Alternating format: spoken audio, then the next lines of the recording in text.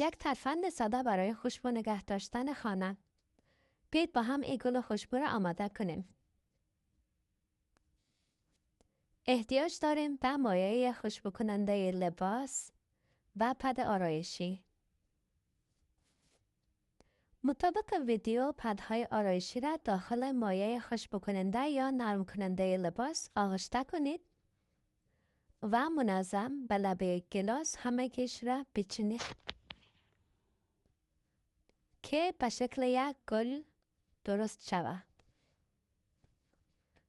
این گل خوشبو را میتونید در هر گوشه خانه مثل آشپزخانه، اتاق خواب، سالن پذیرایی، حمام، توالت استفاده کنید.